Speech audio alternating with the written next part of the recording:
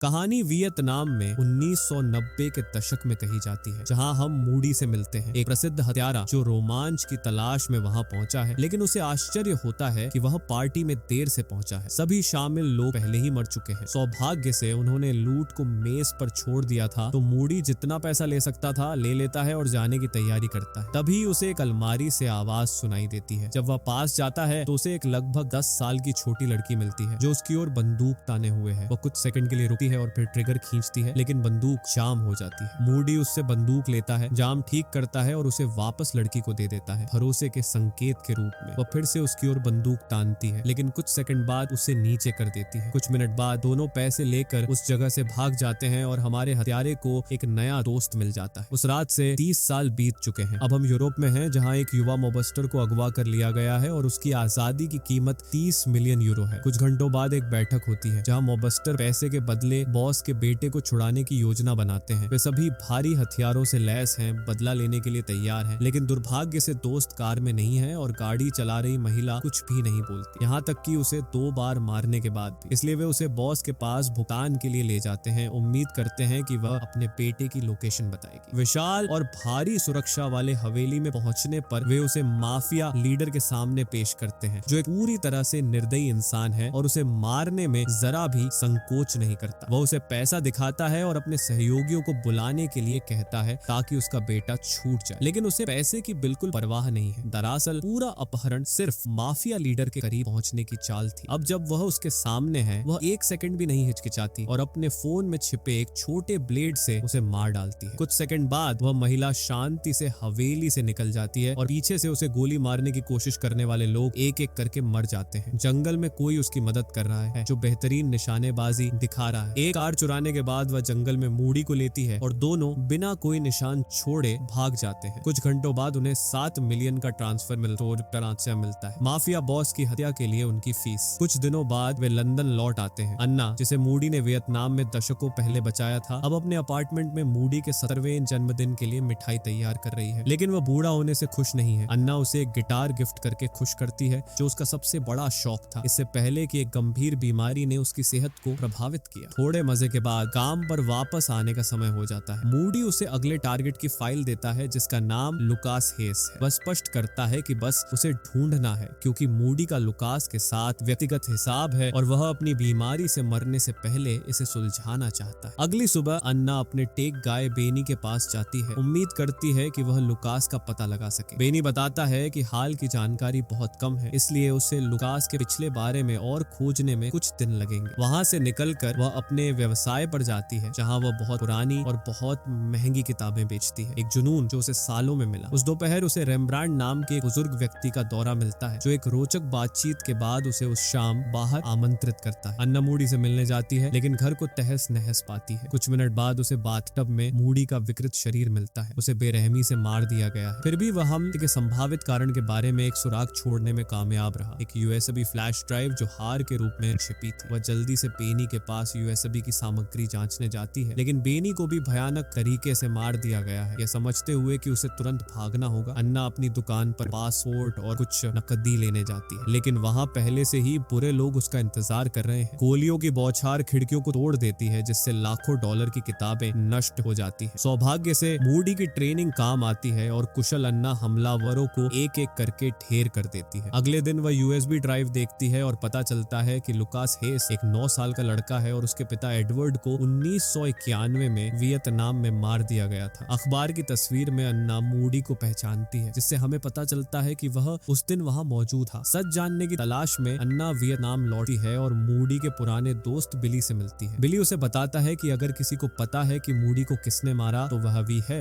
Vietnam का सबसे शक्तिशाली आदमी और वही जिसने मूडी को एडवर्ड को मारने के लिए काम पर रखा था। बिली और उसकी मोटरसाइकिल गैंग की मदद से अन्ना वी से मिलने में कामयाब होती है और उसे अपना कार्ड देती है। 1 घंटे बाद वे उसके ऑफिस में एक निजी बातचीत के लिए मिलते हैं। वहां वी उसे अपने वकील 2 से मिलवाता है, जो यह सुनिश्चित करने के लिए मौजूद रहेगा कि वी कुछ भी आपत्तिजनक न कहे। जैसे ही अन्ना लुकास हेस का नाम लेती है, डू का चेहरा बदल जाता है। वह अपनी कुर्सी से उठता है, बंदूक निकालता है और वी को सिर में गोली मार देता है। वी के मरते ही डू अन्ना को 2 विकल्प देता है, या तो उसे सब कुछ बता दे जो वह जानती है, या वह दूसरी तरह से जानकारी निकालेगा। सौभाग्य से हमारी नायिका अच्छी तरह प्रशिक्षित है और एक पल में वह कार्ड गार्ड की पकड़ से छूटकर छत पर भाग जाती है। डू और उसके आदमी छत की ओर गोलियां चलाते हैं, उम्मीद करते हैं कि अन्ना मर जाएगी, लेकिन वह एक कदम आगे रहती है और लॉबी तक पहुंच जाती है। हालांकि जैसे ही वह बाहर कदम रखती है, एक कार उसे टक्कर मार देती है, जिससे वह बेहोश हो जाती है और डू उसे फिर से पकड़ लेता है। यातना शुरू होती है क्योंकि वह जानना चाहता है कि वह क्या ढूंढ रही है और लुकास हेस के पीछे क्यों पड़ी है 30 साल बाद भी। कुछ घंटों की यातना के बाद रेम्ब्रांड आता है और उसे बाहर निकलने का रास्ता ऑफर करता है, लेकिन उसे लुकास के बारे में सब कुछ बताना होगा और वह उसे क्यों ढूंढ रही है। रेम्ब्रांड के जाने के बाद डू अपने आदमियों को फिर से यातना देने के लिए भेजता है। सौभाग्य से अन्ना में अभी भी कुछ ताकत बची है, वह अपनी बेड़ियों से मुक्त होकर भाग निकलती है। हालांकि बिली उससे अतीत में न उलझने और लंदन लौटने की गुहार लगाता है। अन्ना मूडी की मौत का सच जानने के लिए दृढ़ है। इस वजह से वह फिर से रेम्ब्रांड से मिलने का फैसला करती है, उस सेल से कम भयानक जगह पर जहां उसे यातना दी गई थी। वहां वह उसे बताता है कि लुकास 30 साल पहले जिस अनाथालय में छोड़ा गया था वहीं रहा है। उसे एक लाइलाज बीमारी है और वह वस्तुतः वेजिटेटिव स्टेट में है। लंबी बातचीत के बाद जिसमें रेम्ब्रांड उसे बिली की तरह सलाह देता है कि वह अपनी खोज छोड़ दे, वह वादा करती है कि वह सच का पता लगाएगी। इस बीच जो ऑर्डर फॉलो करने से थक गया है और बिना और सवाल पूछे अन्ना को मारने का फैसला करता है। रेम्ब्रांड की विशेषज्ञता उसे जिंदा रखती है और वह डू के भेजे गए सभी हिटमैन को मार गिराता है, जबकि और लोग जो सीन पर आते हैं उनसे मरता है। इस बीच अन्ना डू के पास पहुंचती है और अब वह उसे जानकारी के लिए यातना दे रही है। जब रेम्ब्रांड डू के अपार्टमेंट पहुंचता है तो उसे मरा हुआ पाता। अन्ना पहले वहां पहुंच गई थी। अब वह अगला निशाना है। एक संक्षिप्त अपेक्षाकृत हानि रहित लड़ाई के बाद दोनों हत्यारे महसूस करते हैं कि वे एक दूसरे को जितना स्वीकार करना चाहेंगे उससे ज्यादा पसंद करते हैं और इसलिए वे मारपीट को गले लगाने में बदल देते हैं। बाद में जब अन्ना डुओ के घर से निकलती है जहां वह रेम्ब्रांड के साथ थी, एक आदमी उसे पेट में गोली मार देता है। जैसे ही वह उसे खत्म करने वाला होता है, मूडी प्रकट होता है और उसकी जान बचाता है। उसके घाव का इलाज करते हुए मूडी बताता है कि उसने अपनी मौत को कैसे नकली बनाया। उसे बस एक गुंडे को मारना था, उसे अपने कुछ कपड़े पहनाने थे, फिर उसके चेहरे को शॉटगन से नष्ट कर देना था। इसके बाद बिना देखे भागना आसान था। 2 दिन बाद रेम्ब्रांड के बॉस की हवेली में सुरक्षा 3 गुना हो गई है। वे एक बड़े उत्सव की तैयारी कर रहे हैं और सब कुछ सही होना चाहिए, इसलिए पूरे द्वीप को सील कर दिया गया है। पहुंच को कड़ी निगरानी में रखा गया है। गार्ड्स के पास अन्ना की तस्वीर भी है ताकि वह करीब ना आ सके। दुर्भाग्य से उनके लिए वे इस बात पर इतना ध्यान दे रहे थे कि पार्टी की रात कौन आएगा कि उन्होंने यह नहीं सोचा कि कोई पहले से ही वहां मौजूद हो सकता है। एक झटके में अन्ना एक अलमारी से वेट्रेस के कपड़ों में निकलती है। वह ट्रे उठाती है और मेहमानों को परोसने का नाटक करती है। कुछ मिनट बाद अन्ना मंच के पास पहुंचती है जहां बॉस अपना सामान्य भाषण दे रहा है। रेम्ब्रांड को कुछ गड़बड़ लगता है और आखिरकार उसे पहचान लेता है, लेकिन जैसे ही वह अपनी बंदूक निकालता है भाषण खत्म हो जाता है और भीड़ तालियां बजाने के लिए खड़ी हो जाती है, जिससे रेम्ब्रांड को लोगों के बीच से दौड़कर अन्ना को रोकना पड़ता है ताकि वह उसके बॉस को गोली न मारे। बॉस को द्वीप पर एक छिपे हुए सुरक्षा बंकर में ले जाया जाता है जो अब दर्जनों अंगरक्षकों से घिरा है। इस बीच अन्ना का गोली का घाव फिर से खुल गया है, जिससे खून का साफ निशान छूट रहा है, जिसे रेम्ब्रांड आसानी से फॉलो कर सकता है। ऊपर वह एक दरवाजे पर खून का धब्बा देखता है और एक इंडोर गार्डन में पहुंचता है जहां अन्ना पत्तियों के बीच छिपी है। इस पूरे समय रेम्ब्रांड का बॉस अपने सुरक्षित बंकर से सुरक्षा कैमरों के जरिए देख रहा है। अचानक एक गोली मॉनिटर को भेद देती है जिसे बॉस देख रहा था, यह खुलासा करते हुए कि मूडी इस